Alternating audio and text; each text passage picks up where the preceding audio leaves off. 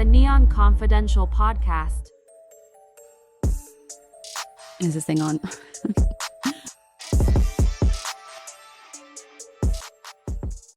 Today's guests are from Nevada Fertility Advocates, and I just want to first note how important of a topic this is for me as a woman in her early 30s to cover. So let's jump in on these intros. Today in studio, we have former Mrs. Nevada and founder of Nevada Fertility Advocates, Amanda Klein, and Jessica Woods, who is the president of the Nevada Fertility Advocates. During Amanda's reign as Mrs. Nevada in 2020, she started the nonprofit organization dedicated to supporting more than 60,000 Nevadans struggling with the disease of infertility.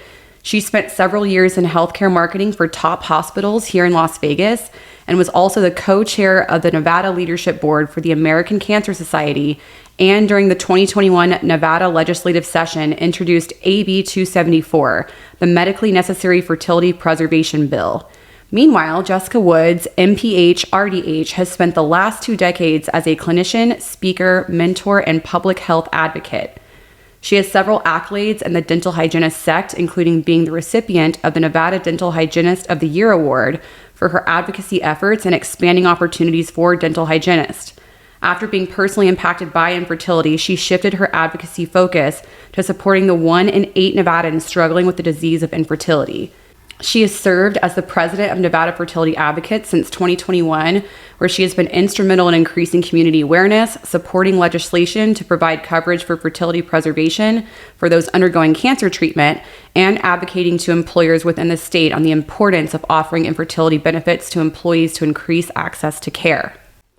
Ladies, first of all, I am so excited for how this totally serendipitously worked out.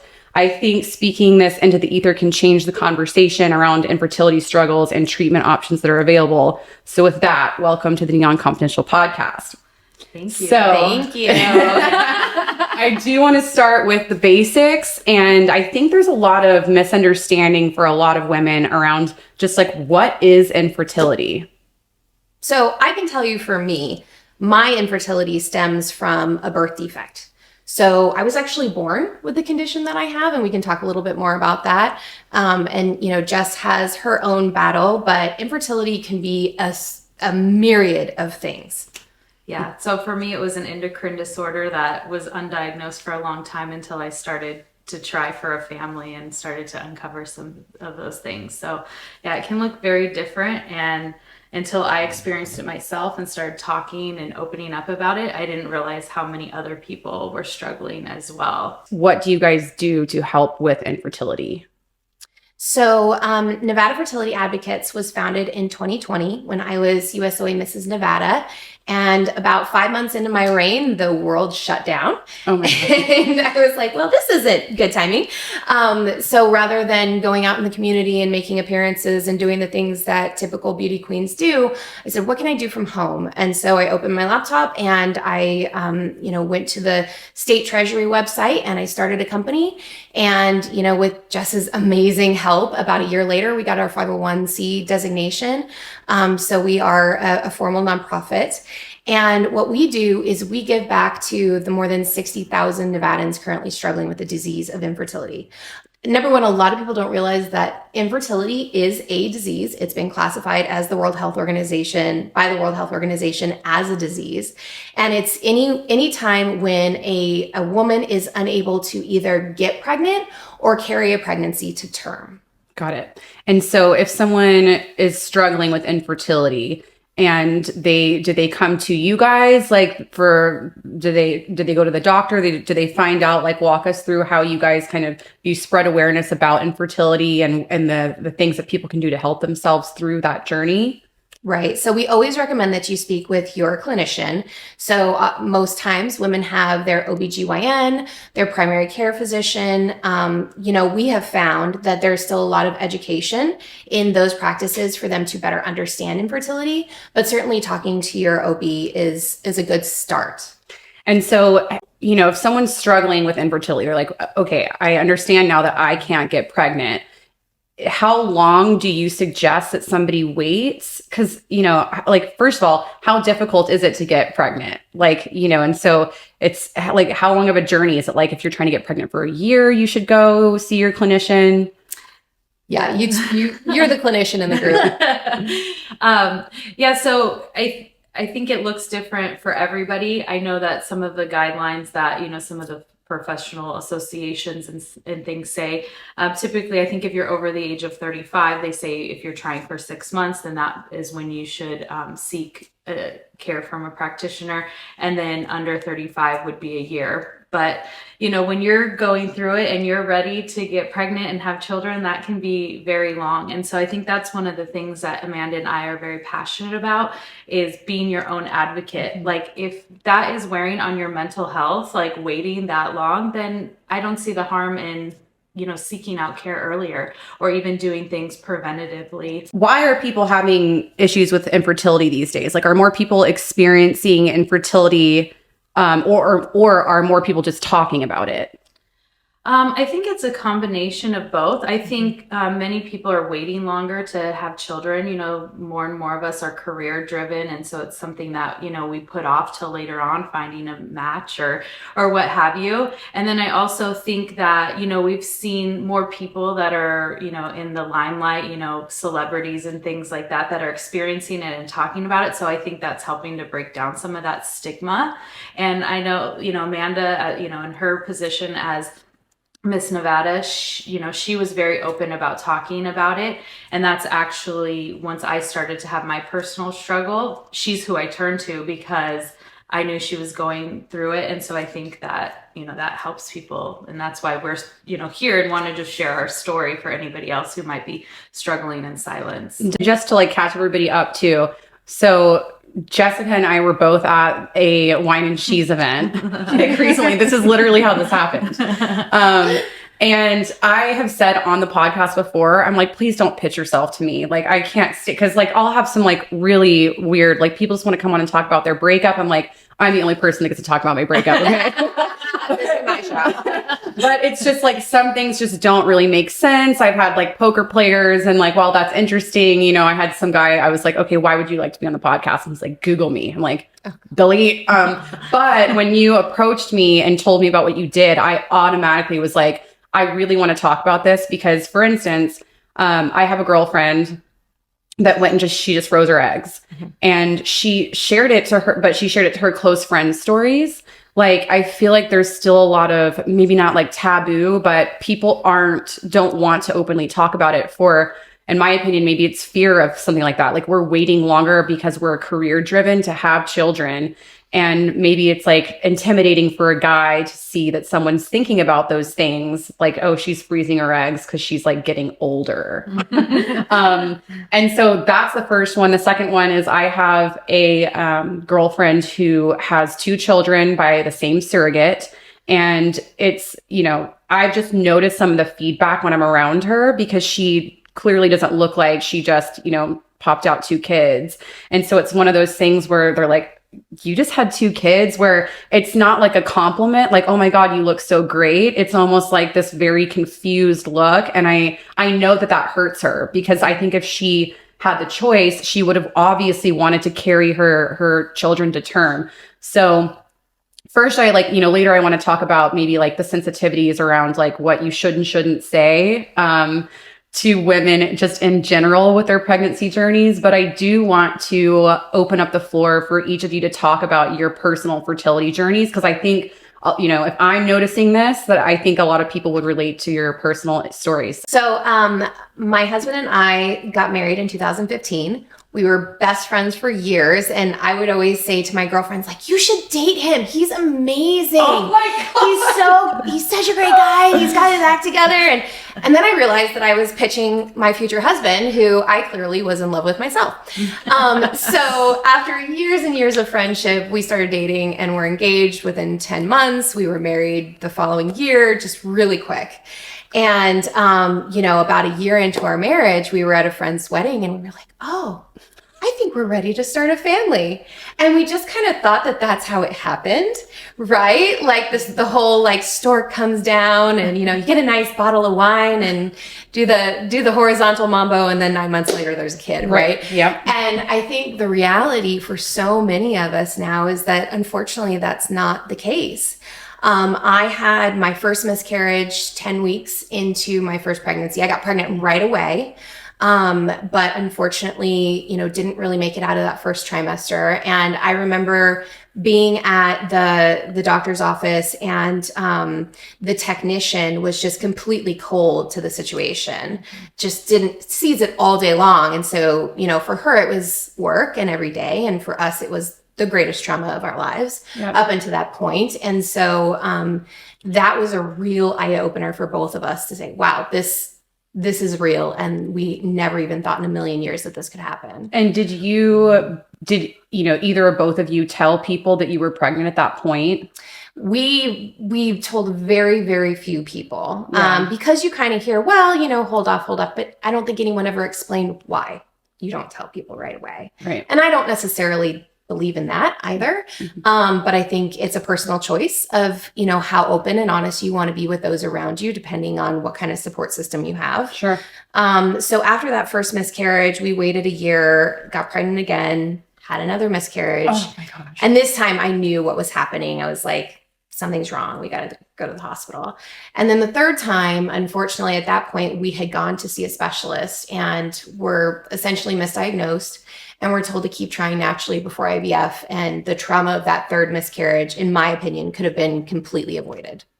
Wow. Yeah. So would you say to people, especially now after going through that, that would you even tell anyone to try naturally? Does it make sense for people to freeze their eggs? I think definitely, talk to your doctor. Of course, people get pregnant naturally still, and that's fantastic. But there's a certain amount of planning that can take place, having open and honest conversations with your doctors in your 20s, being honest about, hey, I think I have some side effects or symptoms, or tell me more about PCOS, tell me more about endometriosis, tell me about these diseases so that I can educate myself and look out for certain signs and symptoms. I think that's a conversation that a lot of people are having now. For me, like I said, it was a birth defect. So, I kicked myself for a really long time. I was like, I've been on birth control my entire life. Why? But because of that, once we were diagnosed by an amazing clinician in town, she said, look, Amanda, I think you guys need to go through IVF. You need to create embryos, and then you need to transfer to a surrogate. And for me, as hard as IVF was and not being able to carry, like your friend, I could talk for days about that. For me, it was a weight lifted off of my shoulders because my body was no longer, in my mind, the problem. Right. And so what was the birth defect? Do other people have that? How common is it? It's very common. So it's called a bicornuate uterus. It basically means that one side of my uterus is flat. And so there just isn't enough air supply and oxygen to the baby. But while it's very common, mine's a severe case. So women go and have healthy pregnancies with a bicornuate uterus all the time. What are the tests to figure that out? And is there a test that you would recommend figuring that out before you try to get pregnant? Because like you said, if you're going through 3 miscarriages when you could have just maybe run some tests and gotten that diagnosis beforehand, is there a certain test that people can take? Oh, I've had 7,000 tests. I went through 7 surgeries before I was properly diagnosed. So there's a number of tests. I couldn't tell you the names of them off the top of my head. But they check your fallopian tubes, they check everything. And, for me, I would have gone through IVF sooner. Had I known that this was going to be such a challenge. I remember my doctor telling me in my 20s that I had a bicornuate uterus, but it was nothing to worry about. Aha. Okay. So really just pay attention to those things from your 20s. And I'm sure we were talking a little bit before the episode, I was diagnosed with PCOS also in my early 20s. And I recently just got my blood work done, and they were like, you've got a really high level of, I can't remember, it starts with an A. Some sort of hormone. And he's like, she said, I think you need to go to your OBGYN and get this checked out. And I'm like, I know it's PCOS. Again, so we'll get into that in a little bit, but thank you for sharing that. And now you've got a baby. Now I have Emma, who is my 2.5-year-old daughter, and she's wonderful. I guess she's my husband's daughter too. But, and Emma and Cora, Jessica's daughter, are about 6 weeks apart. Oh my God. So they're besties. Cool. And so we're going through the terrible twos together right now. I've heard how exciting that is. We don't sleep at all. Like, there's not like we don't sleep much. It's we don't sleep. So not to scare anybody from not having kids, but prepare yourself mentally. I literally just saw this meme yesterday that said that grown women are just, we never outgrew our terrible twos. We're just like 5'2" terrorists that like terrorize men.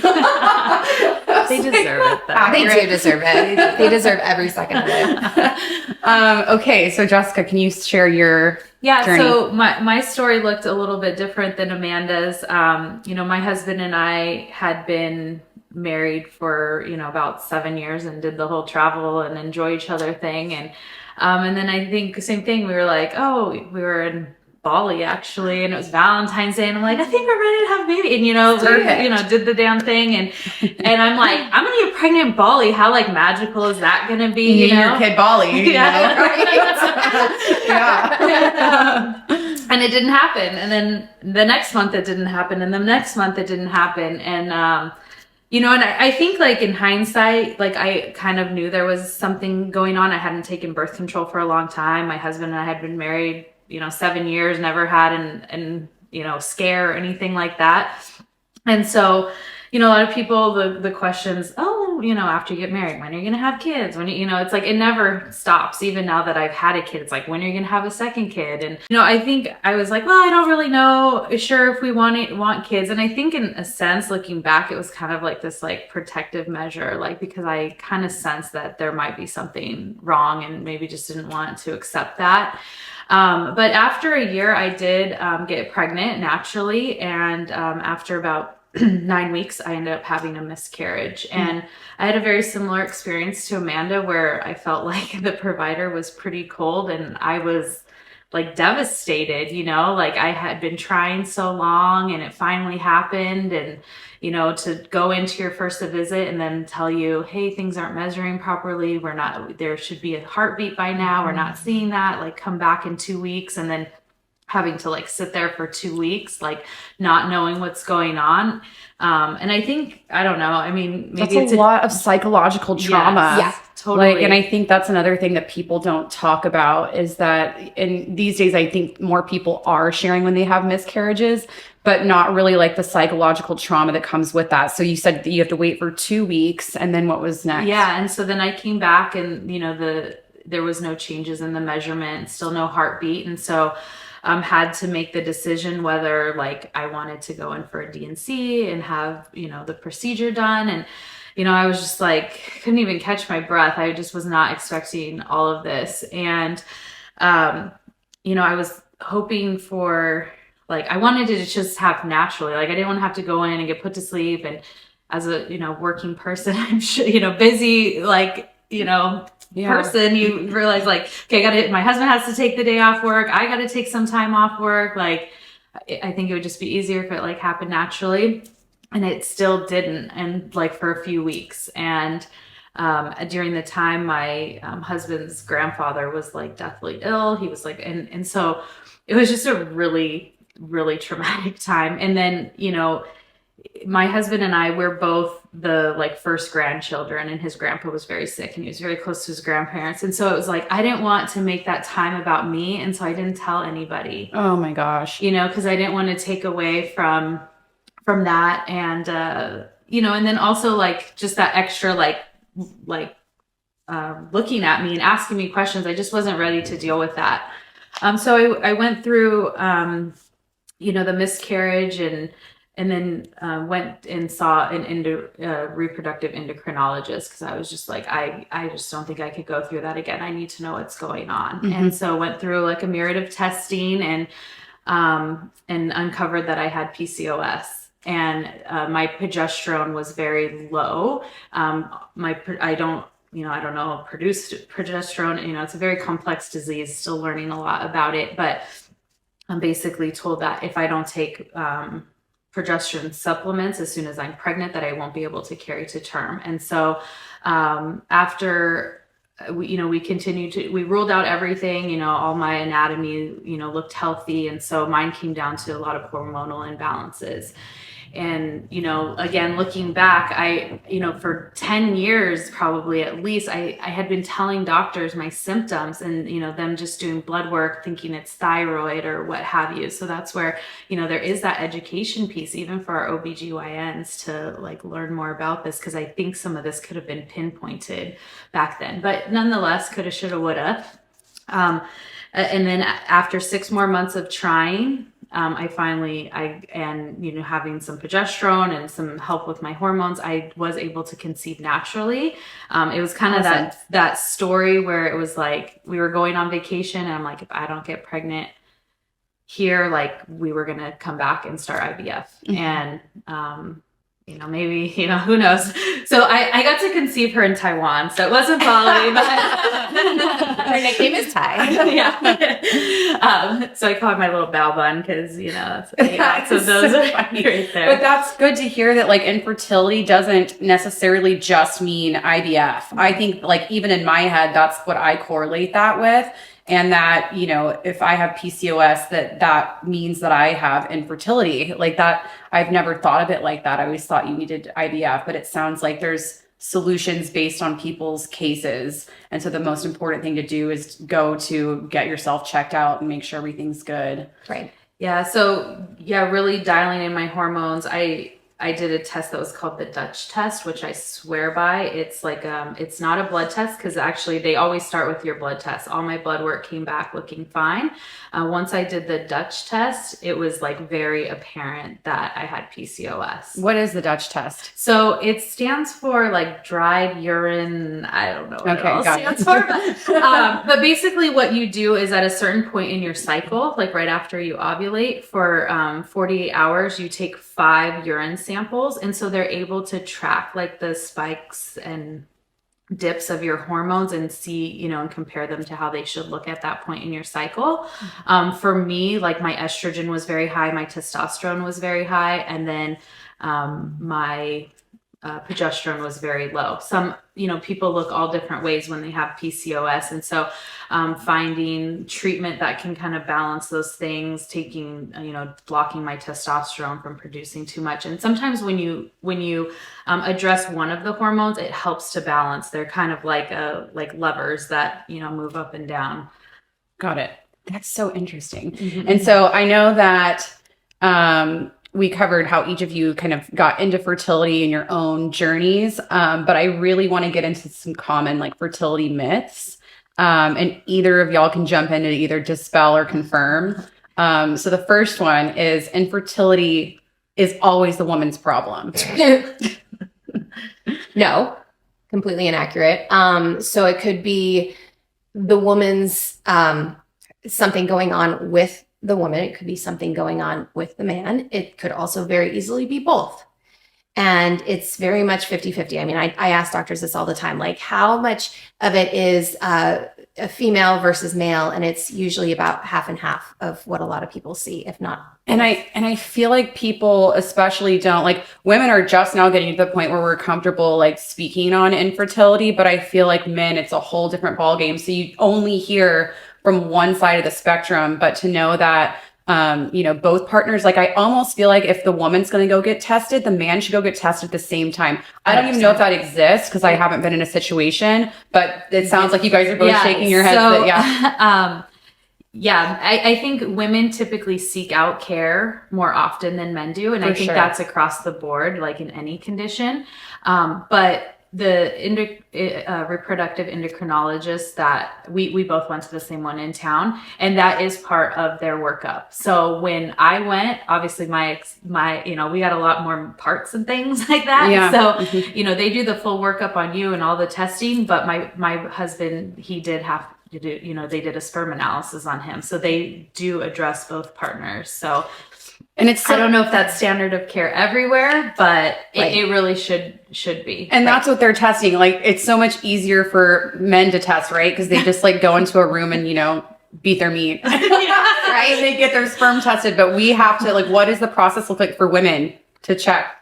Yeah, so I'm trying to remember it's been a everything, minute. but I know for me, it started with a blood test, like on a certain day of your cycle. I think it was day 3. I'm like, okay, doctors don't like roll your eyes at me. No, if they I can't can remember. tell you because I've done it. It's the first day of your period, the or at first- least that's when I called to tell them, and then I had to go in that day. Okay, yeah. So they do some blood work because they want to test your levels at that point, and then I think a few weeks later they do another one, and then they do an ultrasound where they put like some like saline in there and like flush to see that there's no blockage and just like everything's flowing, and the eggs can go to where they need to. And then I do remember this one because it was a little bit uncomfortable. The one where it makes you feel like you're gonna pee your pants. Yeah, like they put the catheter up there and like blow the balloon up. Yeah. And then they take, some x-rays. So you have to you have that balloon like dilating your cervix, and then you gotta like turn to one side and they're taking the x-ray. So I remember that one was a little uncomfortable because the dilation of the cervix part. Yep, but I remember that too.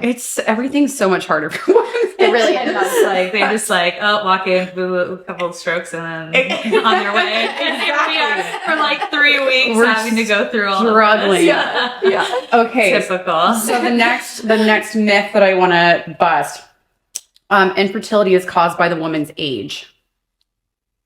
No, I mean, you can speak to it more clinically. I think that there is an age component potentially, but I think one of the things that makes me angry is hearing that your eggs are geriatric. Right? So if you are a woman 35 or over, your eggs are geriatric. Yeah, everyone says that. They're like, oh, her clock's ticking. Yeah. You know what I'm saying? So I think that's another reason why people think that infertility is caused by the woman's age. Right. Yeah, but look at Amanda's example. I mean, if she would have tried in her early 20s, she probably would have had the same outcome. And Exactly. likewise, because I was symptomatic with PCOS in my early 20s. And, for all those years, not using birth control or protection, and with my husband, and I was in my late 20s, right? So, but that's not to eliminate that age doesn't factor in there. Right. There can be things with egg quality and things like that, but I think there's certainly protective measures that you can put in place, having healthy lifestyle and things that can help make those eggs a little more. Right. I guess, well, that's the other thing. So let's say that you're going to do IVF, is there obviously just being a healthier person, but does it have an impact on either your egg or for a guy, your sperm, if you're not healthy or you're drinking or that kind of thing? Yeah, definitely. I think it can cause, that's why they say drinking can cause infertility. It can have impacts on your sperm count, your egg quality. And then, there's also those good subset of people that it's just unexplained. I mean, many people go through all the testing, go through the process, and it's just unexplained fertility. They aren't able to pinpoint what it is. I've heard that it's 40%, could be caused by male infertility, 40% could be women. And then there's 20% that no matter how much testing, the doctors just can't identify what's happening. And so I think in those cases, the IVF is the treatment, which brings me to the third kind of myth, but the number one solution for a woman suffering with infertility is to freeze her eggs. Well, it wouldn't be if she was suffering with infertility. It would be if, she wanted to preserve her eggs at their, highest quality, probably in your 20s, which there's a lot that goes into that. I think as someone who's gone through 2 rounds of IVF, which is nothing to some women, it's hard.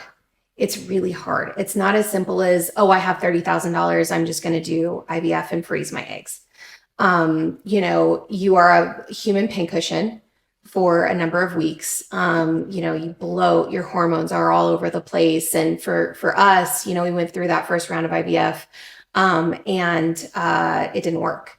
I ovulated early. So, my doctor really had to convince us to go back through it because my husband was like, we can't keep doing this. I can't watch you just inject yourself with drugs all day, every day. So I think for a woman who wants to freeze her eggs, that's great. And I think that we need to have all of the options at our disposal at a young age, especially if we are very career focused. But the financial piece is one of it. And then, just knowing that it's not as simple as going and getting your nails done. Like, it is life-changing for that period of time, but it's absolutely worth it if you can get healthy eggs to freeze. I put the question box on Instagram. The number one thing that I got, which I already knew before I put up that question box, was at what age should women think about freezing their eggs? And you kind of touched on it a little bit, but if you can expand, either of you, on that. I mean, I think it's a personal choice, right? I mean, so one of the things that we do is we work with the state legislature on AB 274, which is the medically necessary fertility preservation bill. And in that scenario, we know someone who was 19 years old when they were diagnosed with breast cancer, and they had to make that decision while also being told, you have breast cancer.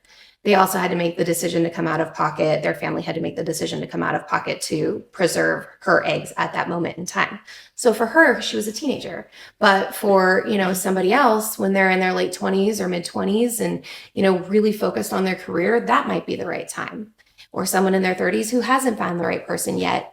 And you're saying because like chemo affects your egg quality. Is that the same? Like, can men freeze their sperm? Yes. That's a thing. So Yes. like if a guy was going through chemo or something, it would be recommended that he freezes his sperm. Most definitely. Yes. Got it. And I guess that's so for women, and I just remember this from like the limited like sex ed classes that like we had, because no one really talks about this. Yeah, that's a really good point, and something that, down the road we might add as kind of one of our pillars of work is like, I think you spend so much, they scare you and they're like, you're going to get pregnant if you touch each other, Right. And it's like, we spend so many years trying not to get pregnant Yep. that it's like, you just think it's going to be easy. And when it doesn't happen, you're like, whoa, what the heck? But if we started talking about some of these conditions and the possibilities, I get it, not to be fear mongering or anything, but here's some signs like when you should talk to your doctor, like when something might be of concern. Mm-hmm. And like, so for women, and this is the part where I'm like, I think I kind of remember this, we don't produce more eggs. It's like what we're born with is like what we have. And that decreases like obviously every time you have a cycle.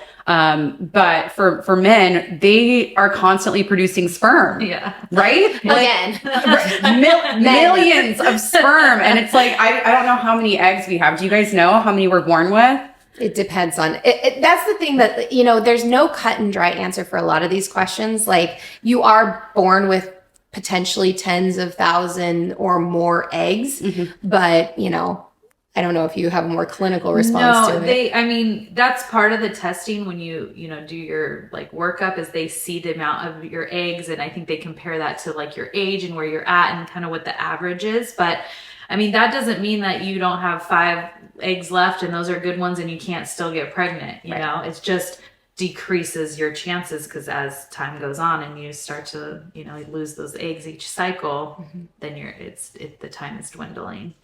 And so can you guys talk about if somebody were to freeze their eggs, that process and what that looks like? So I think people are really interested in that. We were kind of talking off air that I have a few girlfriends actually that have chosen to freeze their eggs, and they both shared it on their close friends' stories. And that there's like almost a like male intimidation factor where like if a guy sees that, he's like, oh, this girl wants to like start a family. Or, it's their private journey, right? People don't want, I feel like there's also a lot of myths around like the science behind, IVF and implantation. And like, so I guess the first question is, and one of the questions that I got in the question box was, can you choose like the characteristics of your baby from getting an embryo? Okay.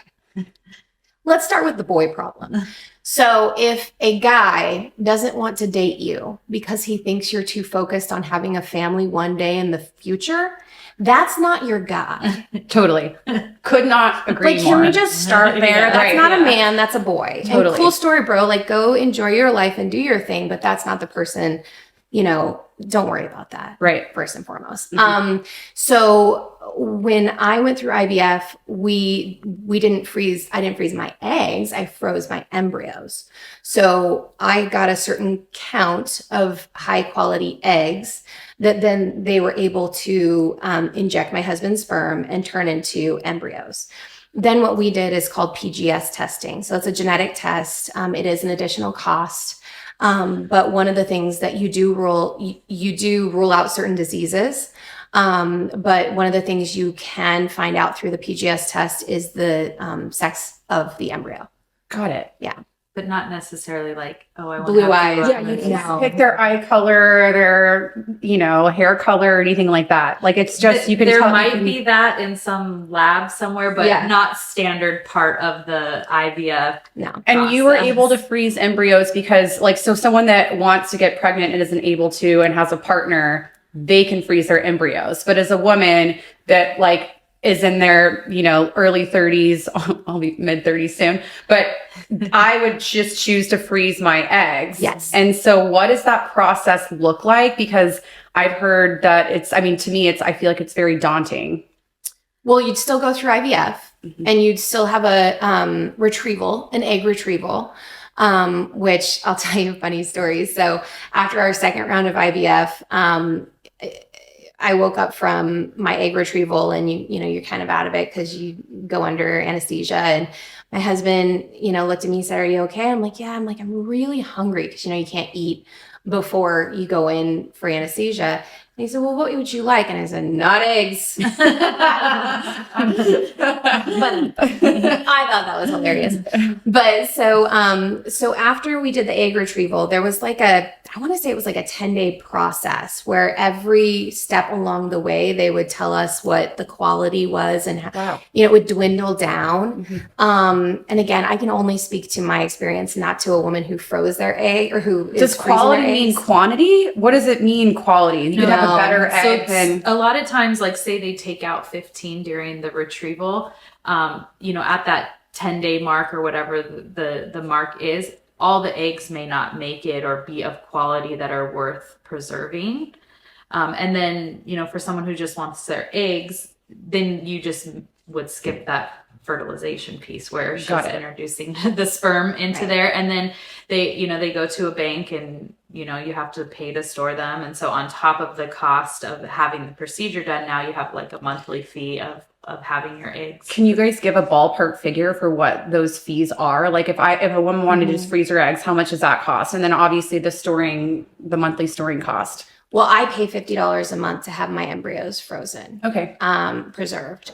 IVF varies widely. And I think this is one of the things that we're working really hard on is standardizing and advocating for employers and, the government to help support individuals in this cost. It's extremely expensive. I can tell you I was well over six figures. Wow. Now, granted, we did have to have a surrogate, but you can easily be in $30,000 for one round of IVF. Wow. Yeah. I had no idea. Yeah. So it's very expensive. And then you think about the time away from work. People don't necessarily know what's going on with you. So when you're there, you could feel like a human pincushion and, you're trying to do your job, but you're also taking a ton of medication, and you're injecting that medication into your stomach or other parts of your body. And then, the time that you need to take off to do the retrieval and all of that. How much time do you have to take off to do an egg retrieval? It was usually just one day, and I tried to do it later in the week so that I'd have the weekend to recover. Mm-hmm. Some of the tests were pretty intense, and I wouldn't necessarily say to go back to work after that even. Mm-hmm. But the retrieval requires anesthesia. Yeah. So, you can't. You have to take off. Mm-hmm. Yeah. Downtime for that. Yeah. But like a DNC, so if you had a miscarriage and you decided to, have a DNC, which is the procedure to handle that situation, I remember getting very sick afterwards and just having a lot of complications. So you need to make sure you take the time for yourself. Yeah. I'm going to pull up some of these questions that I got in the question box. One of them is there a genetic correlation at all for those who struggle with fertility? So I think what this person means is if your mom has an issue with getting pregnant, does that automatically mean you're going to have an issue getting pregnant? Not automatic, but... No, not automatically. I think some of the conditions, like that, if they're congenital, it's possible for them to be passed down, but just as much as, just because someone's really fertile doesn't mean you're going to be really fertile either. Right. Got it. Okay. And same with sisters, because I think, we talk about like our moms, but it's also, well, how come my sister can get pregnant so easily and I can't? I think people struggle a lot with that. So every journey is just individual. What is the maximum age that a woman can carry a child? So, until they're in menopause. I think there's actually even been some cases, I don't know, some like I've seen in the headlines where like a mom carried the baby for the daughter, and maybe they, she did artificial hormones that allowed her uterus to still do that. But typically, once you're reaching, menopause age, then that's when. So just as long as you're healthy up to menopause, are more people experiencing infertility, or are more people just talking about it? Well, I think more people are talking about it. It's becoming less stigmatized. Like I said, we have celebrities who are being more open about using surrogates and going through IVF and having miscarriages and things like that. But I also do think that, there's a lot of environmental factors, like you have a lot of toxins in our food, a lot of toxins in the air, things like that, that can be hormone disruptors like fragrances and those types of things. And I think there's still a lot of research to be done, but there's, emerging research out there that's showing that these things do have impacts on our hormones, and our hormones impact our fertility. So, it can be environmental as well. So it's probably like a little bit of both. Right. Like people are obviously able to talk about it on bigger platforms. And then also there's, toxins that just didn't exist maybe before. And pregnancy tests are much more effective now, to where you can find out you're pregnant a lot earlier on. So, people have probably been having miscarriages, forever. And we're just more aware of it now because of the testing that we have. That brings me to like, what are some tips that you all have for either people who are aware that someone just went through a miscarriage? Like, what things should people not say to someone? Right. So about your friend who had the surrogate, and people kind of look at her funny because, she clearly hasn't just had 2 children. I totally get that. I mean, it's odd, it's strange, it's uncomfortable because people think you're just vain. And I'm like, oh no, honey, that's not the case. I mean, yes, I'm vain, but trust me, if I could do this myself, I would. 100%. Like, I think the correlation between a surrogate is because celebrities did it because they didn't want to mess up their body. Their body is their moneymaker. So that is right, that people just automatically think like, oh, she has the money to do it. They don't ever think there's infertility. Right. And so I think just being aware that 99% of the time women are not doing this because they're concerned about, changing their bodies. But, one of the things that we hear a lot is, well, just relax. Just relax, don't stress so much. It'll happen when it happens. Like, that's probably one of the things we tell people not to say to someone that they maybe are going through infertility. Or like if someone says, well, you're still young. Like I've heard that one before too. Yeah. Or like saying, well, my cousin's sister's friend did this, and so that's what you should do. That doesn't help either. So something that is really helpful, if you either know a friend who's going through infertility, or you suspect that they're going through infertility, but they've never opened up to you about it, is just be there for them and listen. And, maybe saying, look, I just want you to know that I'm here for you as a friend. And if you ever just need to have, a night out, grab a glass of wine, like whatever you need, I'm here for you. And then just don't talk and let them do the talking. Right. That's really smart advice. I think it's when people start trying to give advice is where it gets sticky. Because sometimes, I know for me, like I was open to talking about it. I just didn't know how to open up about it. It's like, you're having a glass of wine with your friends. Like, you don't really want to like bring down the whole mood. So by like having that invitation, like, hey, it seems like something's going on. Like, just want you to know if there's anything you need to talk about. And then just, yeah, like she said, just listen. I think also like, I typically see it, grandmas, moms, and I mentioned this a little bit earlier. So it's like, as soon as you're dating someone, it's like, when are you going to get married? And then as soon as you get married, when are you going to have kids? And then even after you have a kid, now it's like, when are you going to have another kid? And like, honestly, for me, like, I am still kind of dealing with the trauma from like my last situation, a year of trying.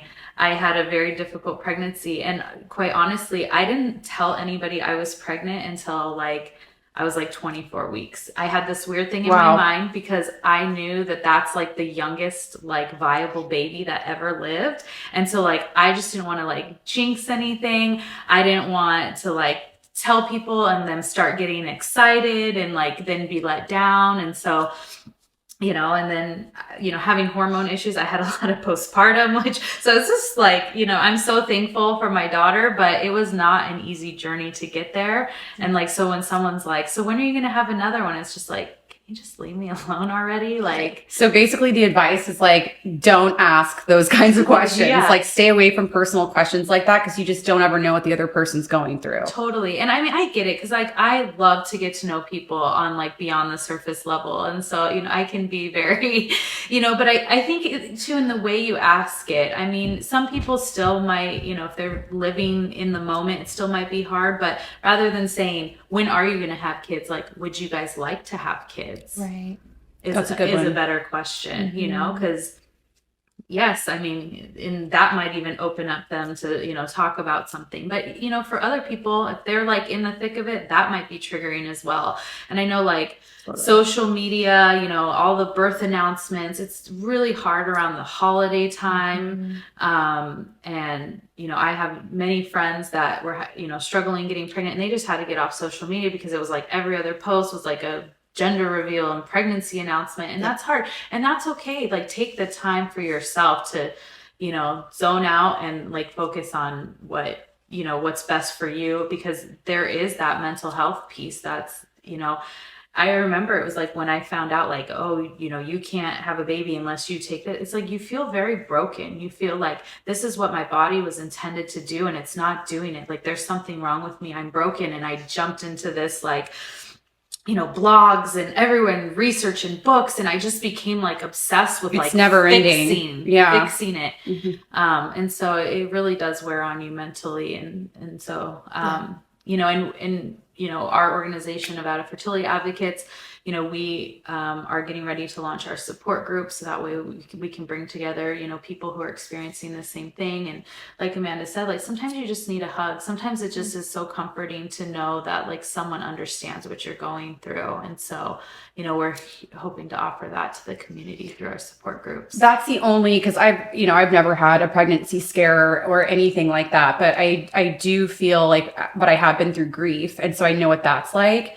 And I do think that it's individualized for everyone who's going through their specific situation. But as I'm getting older, I've noticed that my girlfriends who have had miscarriages and share that they've had a miscarriage, that I don't really know what to say to them. And so I think that Nevada Fertility Advocates are offering that as a service, that there's classes. I feel that would be something that I'd want to go to with them, because I think that there's a learning lesson for everyone to be there from a support, because you don't ever know. You don't want to ask the wrong thing. You don't want to say the wrong thing. So like you guys said, I think the thing to do is just to say, I'm here for you. Right. And so is that something you guys will welcome, is that for people to come with somebody who's going through something like that? Is it a beacon of support? Yeah, of course.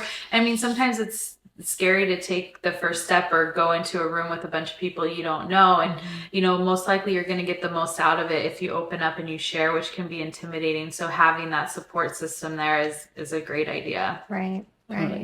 And there are certain things like Jessica said, there are certain things you can do. You can avoid the baby showers. You can avoid, those moments of, you want to be there for your friends. But I think for somebody who doesn't understand, don't be upset if your friend doesn't show up to your baby shower.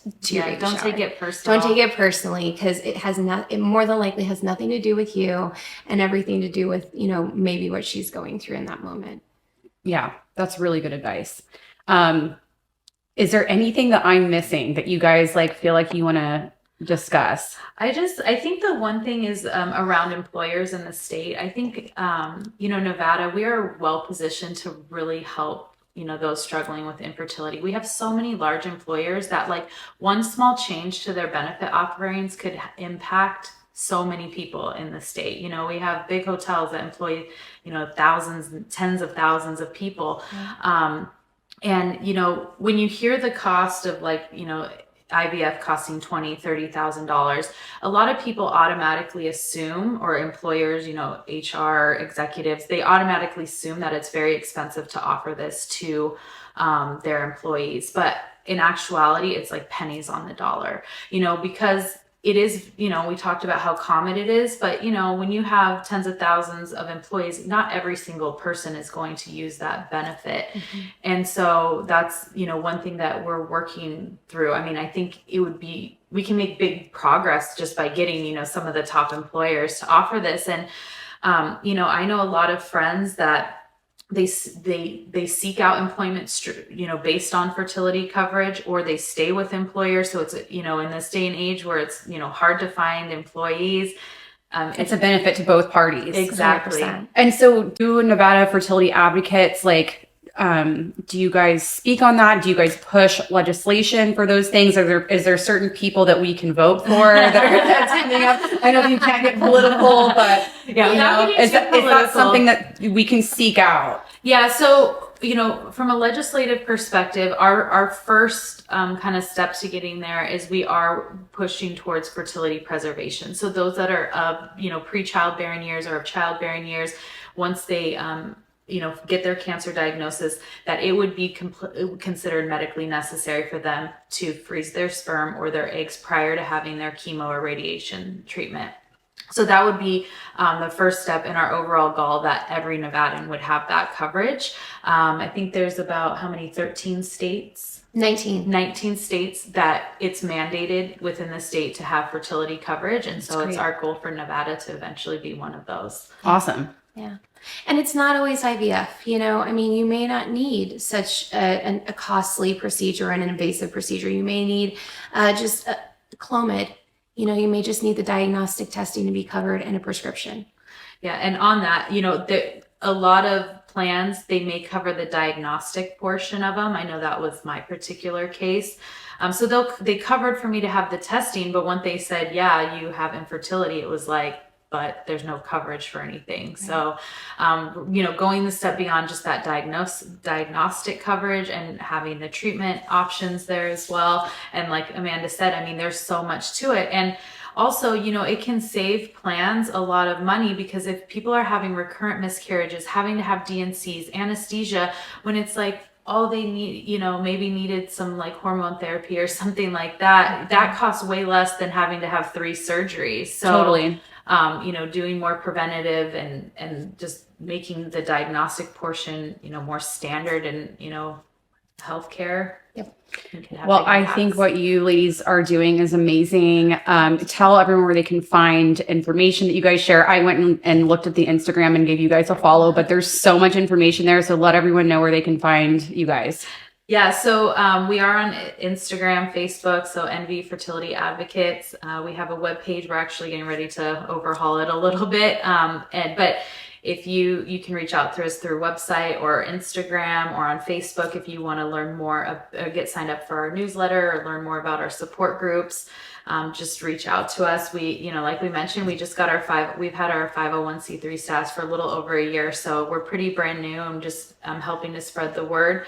While we don't offer, direct coverage for services, we can be a resource to help connect you with people who do, or the support that you need. Amazing. Amanda, Jessica, thank you guys so much for taking the time, sharing your stories, and thanks for coming on. Thanks for having us. Yeah, thank you. Thanks, ladies.